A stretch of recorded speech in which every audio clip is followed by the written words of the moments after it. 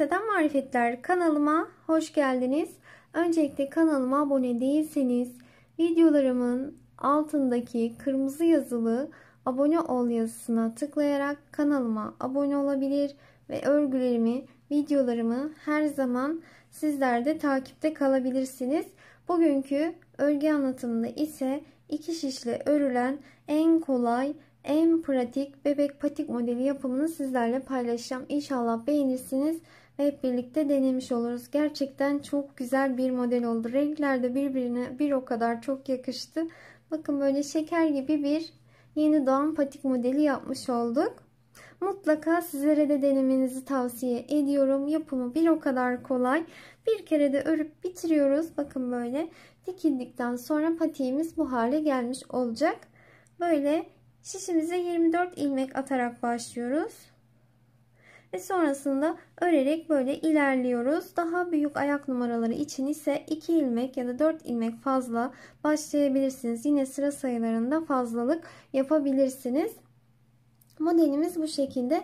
Bu iki renkli hali. Bakın bir de böyle tek renkle örülmüş hali var. Bu kanalımda mevcut anlatımı. Gülümseten Marifetler bebek patik modelleri diye yazarsanız karşınıza çıkacaktır. Bu tek renk olan modelin anlatımını da yaptım. Bu da iki renkli olanı. Bakın ikisi de nasıl güzel ve çok şekerler. Mutlaka sizler de deneyin. Bakın bu şekilde sevdiklerinize hediye edebilirsiniz ya da sipariş aldığınızda kalan iplerinizle örerek böyle sipariş veren kişiye hediye de edebilirsiniz. Çok güzel olacaktır. Şimdi şöyle 2 ilmeğimizi düz örüyoruz. Bu 2 ilmeğimizi düz örmemiz bakın böyle taban kısmını ayırmamıza yardımcı oluyor. Bakın böyle değişik bir şekli oluyor. Böyle kendiliğinden şekil alan bir patik oluyor. Bakın böyle. İnşallah sizler de beğenirsiniz. Bu arada ben videolarımı yüklüyorum. Eğer sizler beğeniyorsanız, faydalı buluyorsanız lütfen videolarımı beğenmeyi, yorum yapmayı ve paylaşmayı unutmayın ki daha çok kişiye ulaşalım ve daha çok kişi videolarımızdan faydalanmış olsun. Şimdi yapımına geçelim. Evet, patiğimiz için gerekli malzemelerimiz 3 mm şiş, 2 renk patiklik ip kullandım. Bebe yünü kullanırsanız eğer patiklik ipten ince ise daha fazla ilmekle başlayabilirsiniz. Ve bir adet iğnem var dikiş için. Malzemelerimiz bu kadar. Öncelikle şimdi gri rengimizle başlayacağız patiğimize. Bakın. Şimdi gri rengimizi alalım. İpi boynuma atarak örüyorum. Sizler nasıl örüyorsanız o şekilde başlayabilirsiniz. Şişimi aldım ve ilmeklerimi atarak başlıyorum. Bu şekilde ilmeklerimizi şişimize atalım. Böyle toplam 24 tane olacaklar. 24 tane ilmeğimi bu şekilde attım. Örgünün ters yüzündeyim. İlk ilmeği her zaman örmeden alıyorum. Diğerlerini ters olarak örmeye devam ediyorum.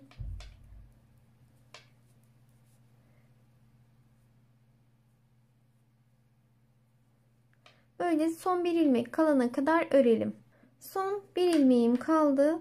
Onu da düz olarak örüyorum.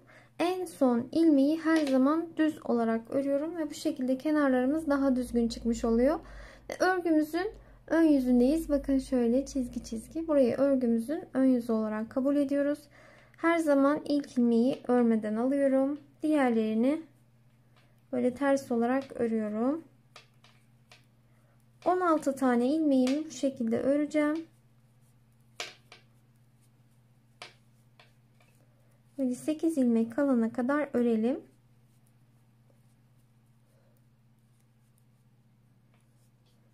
Şöyle sayalım.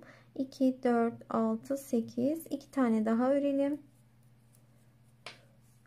Burada 2, 4, 6, 8, 10, 12, 14, 16 ilmeğimi ördüm. Burada 8 ilmeğim kaldı.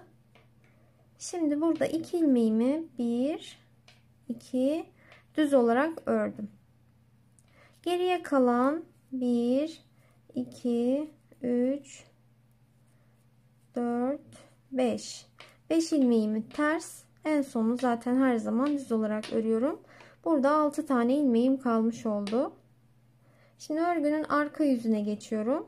Tüm ilmekleri ters olarak örelim ve örgünün ön yüzüne gelelim. Evet, örgünün ön yüzüne geçtik. Bakın bir diş haroşa sırası örmüş olduk. Şurada 2 tane ilmeğimiz düz. Örgümüz boyunca bu 2 ilmeğimiz patiğimizin örgüsü bitene kadar hep düz olarak örülecek. Şöyle şurada. Şimdi tekrardan 16 tane ilmeğimi ters öreceğim. 2 ilmeği düz. Geriye kalan ilmeklerimi yine ters olarak öreceğim. Toplam 12 diş haroşa sırası olana kadar bu şekilde öreceğiz. Bakın böyle. Şöyle sizlere göstereyim. Bu düz örgü kısmımız. Bakın şurada şöyle bir çizgimiz var. Bu çizgimizi oluşturuyoruz. 2 tane ilmeği düz olarak örerek. Şimdi şu kısmını yapıyoruz. Şimdi şöyle 12 diş haroşa sırası örelim.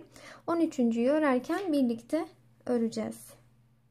Evet, bakın 12 diş haroşa sırası ördüm. Birlikte sayalım. Şu an örgümüzün ön yüzündeyiz. 1, 2, 3, 4, 5, 6, 7, 8, 9, 10, 11, 12. 12 diş haroşa sırasını tamamladık. Bakın düz ilmeklerimiz 2 tanesi hep örgümüz boyunca örgünün ön kısmına bu şekilde gidiyor. Arka tarafta bakın örgümüzün arka tarafı hep ters örgü. Şöyle göstereyim. Şimdi burada şu taraftan 8 tane ilmeğimizi keseceğiz ve şu kısmını yapmış olacağız patiğimizin. Bakın 2 ilmeği birlikte ters olarak ördüm. 1 ilmeği diğer şişe aldım. 2 ilmeği birlikte ters olarak örüyorum. 2 böyle devam edelim. 3 4 5 6 7 ve 8. 8 tane ilmeğimi burada kesmiş oldum. Bakın geriye 2, 4, 6, 8, 10, 12, 14, 16 ilmeğim kaldı. Bu taraftaki ilmeklerim ters. Şu düz ilmeklerim düz. Bu taraftakiler yine ters olarak bu şekilde ilerleyecek. Geriye kalan ilmeklerimizi örerek devam edelim. 16 ilmeğimizde toplam 12 diş haroşa sırası öreceğiz. Fakat şimdi renk değişimi yapacağız. Sonrasında örmeye devam edeceğiz. Sıramı tamamladım. Bakın şöyle. Bu tarafta 2, 4, 6, 8 tane ters ilmeğim var. 2 düz ilmeğim. Bu tarafta 2, 4, 6 tane ilmeğim de bu tarafta. Şimdi örgünün arka yüzüne geçtim. 13. sıramı bakın burada tamamladım. Ve örgünün arka yüzüne geçiyorum. Arka yüzünde ise renk geçişini yapacağız. Pembe rengimi alıyorum. Şimdi şu şekilde gri renkli ipimizi bu şekilde bağlayalım.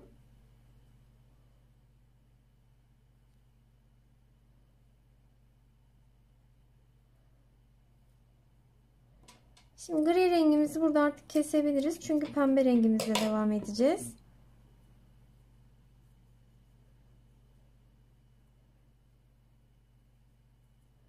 Şöyle tekrar bağladım. Sıkıca. Şimdi örgünün arka yüzünde pembe rengimize geçiyoruz. İlk ilmeği renk geçişlerinde örüyorum. İlmekleri böyle ters olarak örelim. 16 tane ilmeğim var. 16'sını da örüyorum. Bakın böyle rengimizi değiştirmiş oluyoruz.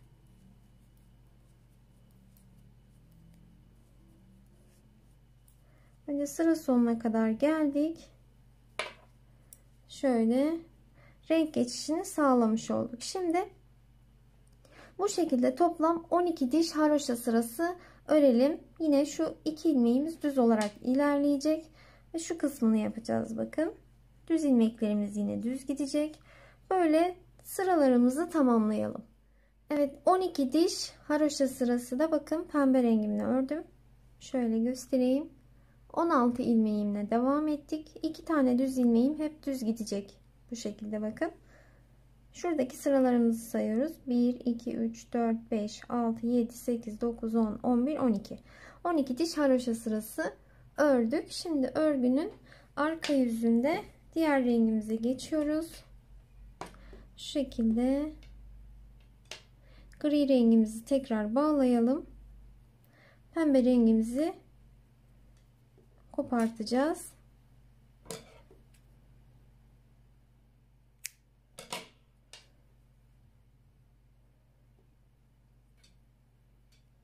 Evet, şimdi gri rengimize geçelim. İlmeklerimizi ters olarak örmeye devam edelim. Böyle sıra sonuna kadar bu şekilde örelim ve örgünün arka yüzünde hem renk geçişini sağlamış olalım.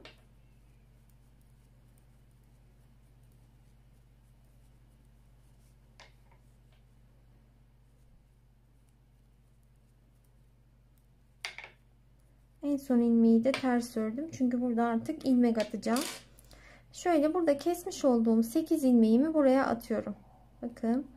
1 2 3 4 5 6 7 ve 8.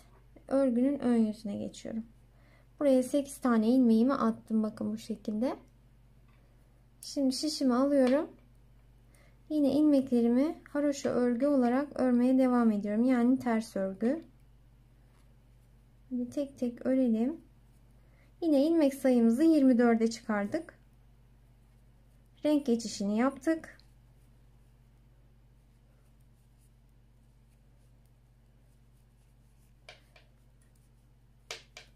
Bakın böyle bir diş haroşa sırası da örmüş olduk. Şu şekilde sırayı tamamlayacağız. Düz örgümüz yine 2 ilmeğimiz düz olarak ilerleyecek.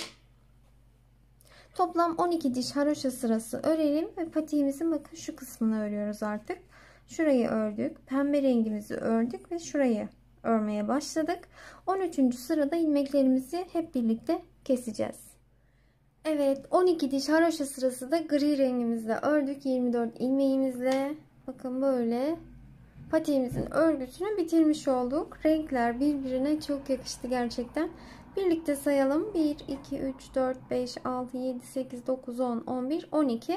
Şimdi örgünün ön yüzündeyiz. Ön yüzünden sıralarımızı hep sayıyoruz. Şimdi 13. haroşa sırasını örerken ilmeklerimizi keserek örgümüzü bitirmiş olacağız. 2 ilmeği birlikte ters olarak ördüm. İlmeği diğer şişe aldım. Böyle 2 2 ters olarak örelim. Böyle tüm ilmeklere aynı işlemi uygulayalım. Evet, bu şekilde tüm ilmeklere aynı işlemi uyguladık. Son bir ilmeğim kaldı. Onu da 2 kere ters olarak ördüm ve ipimi keserek ilmeğin içinden çıkarttım ve patiğimin örgüsünü bitirmiş oldum. Evet, ipimi böyle pembe rengimi iğneme geçirdim. Patiğimizin dikimine başlayacağız. Şöyle şuradan ilk ilmeğimi aldım. Böyle bakın. Şöyle ilmek alıyorum. Ön kısmındayız patiğin. Şöyle bir atlayarak alıyorum ilmeklerimi.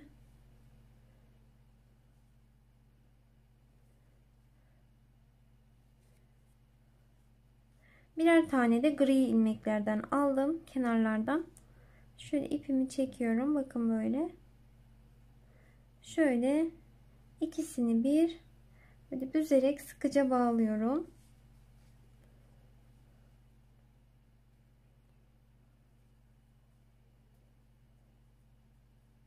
Bakın bu düğümleme işlemini patiğimizin ters tarafında yapıyorum.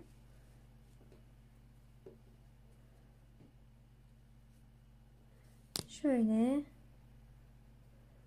iki defa şöyle dikiyorum.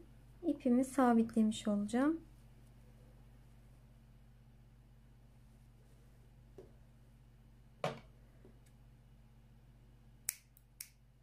Şöyle ipimi kestim. Sonrasında bu ipimizi tığ yardımıyla böyle içe çekeceğiz. Şimdi şu kısımdayım. Burada da yine şöyle 2 ilmek önce şöyle aldım. Böyle yine kenarlardan böyle alıyorum. Şöyle 2 ilmek kala aldım. Yine burada da bir ovallik sağlamak için şöyle bir büzme işlemi daha yapacağım. Böyle yuvarlak bir geçiş sağlamış oluyoruz bu şekilde. Bakın patiğimizin şu uç kısmında böyle bir sivrilik oluşmamış oluyor bakın. Şimdi tersinden pembe ilmeklerimi dikeceğim. Gri renkli tarafı gri ipimle dikeceğim. Böyle ilmeklerin iç kısımlarından alıyorum. Bakın şöyle şuradan ve şuradan, şuradan ve şuradan. Bu şekilde böyle alarak dikiyorum. Şimdi pembe renkli ilmeklerimi diktim.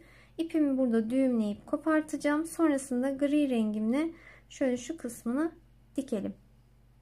Evet, dikim işlemlerini tamamladım. Şimdi patiğimin düz tarafını çeviriyorum. Şöyle bakın. Şöyle patiğimiz zaten kendiliğinden böyle şekil almış oluyor. Şu iki tane düz ördüğümüz ilmekten dolayı bakın. Şimdi kendi kendine hemen böyle şeklini alıyor. Bakın burası alt kısmı, tabanı. Şöyle. Şimdi ayak mankenimizi de giydirelim. Şimdi yeşil renk patiğimi çıkarttım. Kendiliğinden hemen dikildikten sonra zaten kalıba giren bir patik modeli. Şöyle bakın, manken ayağımızı da giydirdik. Böyle patik modellerimizi tamamlamış olduk. İnşallah sizler için faydalı bir video olmuştur. İnşallah sizler de beğenirsiniz ve hep birlikte denemiş oluruz. Bir sonraki videolarımda görüşmek üzere. Hoşça kalın. Lütfen videolarımı beğeniyorsanız, faydalı buluyorsanız abone olmayı, videolarımı beğenmeyi, yorum yapmayı, paylaşmayı unutmayalım ve daha çok kişiye hep birlikte ulaşmış olalım inşallah. Bir sonraki videolarımda görüşmek üzere. Hoşça kalın.